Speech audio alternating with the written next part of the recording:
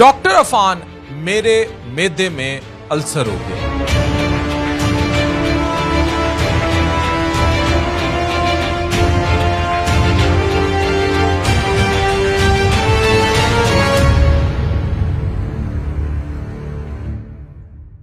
मैदे में अल्सर है क्या, ये मेडिकल बैक्ड वीडियो बताएगी। और इसको संभाल कर रखिए। उस खुराक के बारे में भी जानिए जिसकी वजह से अल्सर बनते हैं और जिसकी वजह से अल्सर नहीं बनेंगे।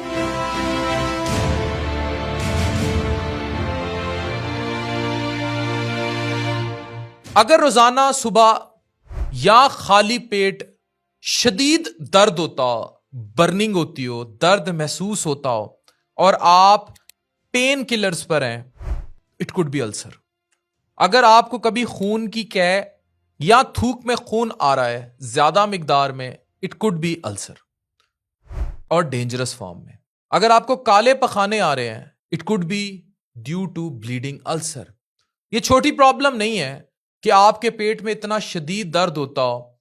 ये घाव है, ये चोट है, ये म्यूकोजल लाइनिंग की डिसरप्शन है जो कि अल्सर होती है। और अगर ये परफोरेट हो गया, यानी कि एक ऐसा सुराख जो आर पार हो गया, तो ये खतरनाक होगा। और यहां तक कि बहुत अरसे तक रहने वाला मैदे का अल्सर कैंसर में भी बदल सकता है। It's a common cause. मैं हूं डॉक्टर अफान कैसर, माहिर अमराज मैदा व जिगर, और आज हम मेडिकली डिटेल्ड पढ़ेंगे इकट्ठे और बताएंगे कि स्टमक अल्सर, मैदे का अल्सर क्या होता है, इसकी क्या टाइप्स हैं, इसकी वजह क्या है, कौन सी डाइट इसको बढ़ाती है, प्रवोक करती है, और कौन सी डाइट से ये ठीक होता है। ये वीडियो आपके लिए एक हेल्थ शील्ड बन सकती है। आते हैं, स्टमक अल्सर क्या है। अल्सर का मतलब है घाव, चोट, डिसरप्शन, म्यूकोजल डिसरप्शन। जब आपके स्टमक या आंतों के अंदर वाली ये जो म्यूकोजल लाइनिंग होती है, जिसे हम म्यूकोजल बैरियर कहते हैं, ये किसी भी वजह से, या तेजाब एसिड जो आपका बॉडी पैदा कर रही है, डाइजेस्टिव एंजाइम्स, या बहुत सारी और वजूहत जो आगे मैं बताता हूं, उसकी वजह से इसमें डैमेज हो जाए।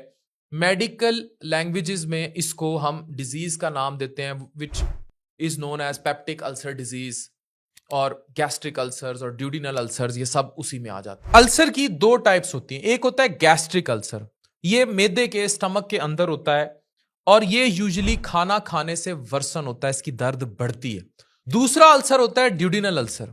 छोटी आंत का जो पहला हिस्सा है ड्यूडिनम, ये उसमें होता है, और ये वाला अल्सर जो है, इसका दर्द यूजुअली इंप्रूव्स विद फूड, यानी खाना खाने से इसका जो दर्द है वो बेहतर हो जाता है। एक तीसरी टाइप भी होती है ईसोफेजियल अल्सर, जो खुराक की नाली में होता है। जिन लोगों को गर्ड, रिफ्लेक्स, हार्टबर्न यानी रिफ्लक्स डिजीज होती है कि उनका वापस आता है तेजाब मुंह में। कुछ लोगों की खुराक की नाली का निचला हिस्सा मैं पढ़ा चुका हूं, खुला रहता है, जिससे ये सारा वाटर ब्रैश होता है, ये एसिड वापस आता है, तो उनमें भी ये लॉन्ग स्टैंडिंग में अल्सर्स बन सकते हैं। कॉजेज क्या है, ये होता कैसे है। नंबर 1, ये सामने तस्वीर देखिए, ये इतना बड़ा बैक्टीरिया, ये रियल टाइम इतना बड़ा नहीं होता। ये एक स्पाइरल शेप बैक्टीरिया है जो मैदे की म्यूकोसल लेयर को डैमेज करता है, और जब ये डैमेज कर देता है तो चीजें खराब करता है। नंबर 2, एनसेड्स, जैसे एस्प्रिन, इबुप्रोफिन, डाइक्लोफेनाक, ये दवाइयां लेने से इनके अंदर होता क्या है, ये मैं आपको रोमन, उर्दू, इंग्लिश और इस सब में मिक्स किसी वजह से पढ़ा रहा हूं, क्योंकि हमारी टारगेट ऑडियंस नेशनल और इंटरनेशनल बहुत है, और हमें देखने वाले भी वही लोग हैं। प्रोस्टाग्लैंडिन सिंथेसिस को रोक देते हैं। अब इससे क्या होता है, ये प्रोस्टाग्लैंडिन ऐसी चीजें हैं जिन्होंने म्यूकोजा को डिफेंस देना था, यानी आपके स्टमक की लाइनिंग को प्रोटेक्ट करना था, लेकिन इससे म्यूकोजल डिफेंस टूट जाता है और अल्सर बन जाता है। तीसरी बहुत बड़ी वजह अल्सर्स की, स्पेशली खवातीन में, स्ट्रेस, परेशानी लेना, मर्दों में स्मोकिंग और शराब नोशी, ये एसिड सिक्रीशन बढ़ाते हैं और ब्लड फ्लो कम कर देते हैं। नंबर 4, हाइपर एसिडिटी, जहां याद रखें सेल्स होते हैं, कुछ खून खुली है ना, उनमें एक पेराइटल सेल्स होते हैं, ये एक तेजाब ज्यादा बनाते हैं जिसे हाइड्रोक्लोरिक एसिड कहते हैं। उसकी वजह से जब ये ज्यादा बनता है तब भी अल्सर ज्यादा होते हैं। फिर एक सिंड्रोम है, एक बीमारी है, उसे जोलिंगर एलिसन सिंड्रोम कहते हैं। एक रेयर कंडीशन है जिसमें गैस्ट्रिन हार्मोन ज्यादा होता है, और ये भी बहुत ज्यादा अल्टीमेटली तेजाब ज्यादा बनाएगा और अल्सर हो जाएंगे। सिम्टम्स क्या होंगे, शदीद दर्द, जो एसोसिएशन है दोनों अल्सर्स की मैंने आपको बता दिया है। खाना खाने के बाद या दर्द कम हो जाएगा या ज्यादा हो जाएगा डिपेंडिंग ऑन के स्टमक मैदे का अल्सर है या ड्यूडिनम का अल्सर है। काले पखाने मेलिना उसको कहते हैं, अगर अल्सर ब्लीड कर रहा हो, बहुत शदीद मतली होते रहना, वॉमिटिंग उल्टी आ जाना, वजन में कमी और सुयर केसेस में खून की उल्टी, एनीमिया, थकावट, ये सब इसमें होता है। खुराक क्या लें और क्या ना लें। अब पहले उस खुराक पर आते हैं जो मैदे का में अल्सर को बढ़ा देगी। फ्राइड, मैं हमेशा फास्ट फूड से मना करता हूं। फ्राइड और जो ग्रीस से भरे हुए खाने हैं, मतलब जैसे समोसे, पकौड़े, जलेबियां, फास्ट फूड, पिज्जा, वो हर चीज जो तेल से आ रही है या कहीं ना कहीं उसमें बहुत ज्यादा तेल इन्वॉल्व है। कैफिनेटेड ड्रिंक्स, चाय, coffee, energy drinks, carbonated drinks, Pepsi, Coca Cola, Mirinda, sting, ये सब ये खाना तो हजम कर रही हैं, लेकिन जो अंदर गोश्त को गला रहा है, तो आपका जो मैदे की लाइनिंग है वो गोश्त की बनी है कि स्टील की बनी है, ये सोच लें। सिट्रस फ्रूट्स इन एक्सेस, यानी कि खट्टे खाने बहुत ज्यादा, जैसे लेमन और ऑरेंज, खाली पेट बहुत ज्यादा खाते ही चले जाना, आदी हो जाना।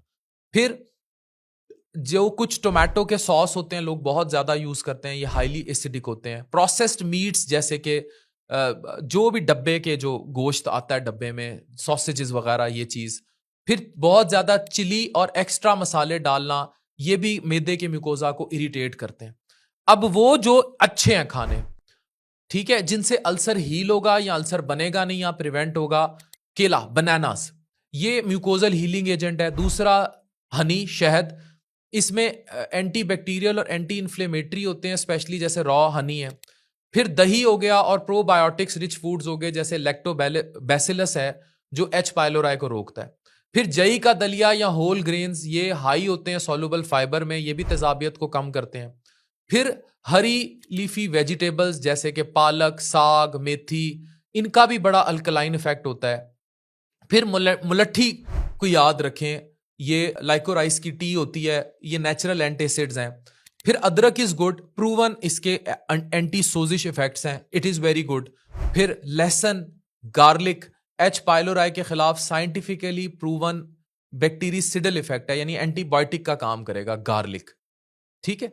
और इसके अलावा कैबिज का जूस, इसमें ग्लूटामिन होता है और विटामिन यू होता है, ये भी म्यूकोजल रिपेयर का काम करता है। फिर हल्दी, टर्मेरिक, इसमें भी कर्कुमिन होता है जो भी एक हीलिंग एजेंट है। फिर सत्तू, बार्ले का पानी, कोकोनट का पानी, ये भी अल्सर्स को ठीक करता है। फिर कुछ लोग एलोवेरा का जूस बना लेते हैं, ये भी इन्फ्लेमेशन सोजिश को करता है। ये डाइट अगर आप फॉलो करते जाएं तो अल्सर अगर बन भी रहा है तो हील हो जाएगा। अच्छा, अब सिर्फ डाइट नहीं, लाइफस्टाइल भी क्रूशियल है। स्मोकिंग बंद करें फौरन। जिन बेगमात के शौहर सिगरेट पीते हैं और कमरों में पीते हैं, वो आपको भी नुकसान पहुंचा रहे हैं। ऐसे शौहर को कमरे में साथ नहीं होना चाहिए, मैं बड़ा क्लियर हूं इस पे। वो जहां भी हो सिगरेट ना पिए, वो एक ऐसे बंदे को डैमेज कर रहा है जिस बेचारे का लेना देना ही नहीं है सिगरेट से, फिर बच्चों को भी डैमेज कर रहा है। ऐसे बंदे को कमरे से बाहर कर दें। स्ट्रेस कंट्रोल करें, योगा, वॉक, माइंडफुलनेस। हर 3 से 4 घंटे बाद छोटा मील लें, एक ही दफा भर के खाना ना खाएं। रात के लेट नाइट ओवर ईटिंग बंद कर दें। हमेशा पानी नॉर्मल टेम्परेचर पर पिएं। बहुत ठंडा, बहुत गर्म चीजें अवॉइड करें, ये भी अल्सर को प्रमोट करते हैं। अब आ जाते हैं मेडिकल ट्रीटमेंट्स में। ये जो वीडियो बता रहा हूं, अब इसके बाद ये फीस टिका के बनती है, जो हम फीस सबीलिल्लाह करते हैं, और ये अल्लाह मियाँ और हमारे रिश्ते हैं कि आपने दवाइयाँ कौन सी लेनी है। अब पीपीआईज मिल जाते हैं, आप ओमेप्राजोल, इसोमेप्राजोल, ये मैं सॉल्ट्स बता रहा हूँ, ये ले सकते हैं, लेकिन ओवर द काउंटर नहीं, डॉक्टर के मशवरे से लें।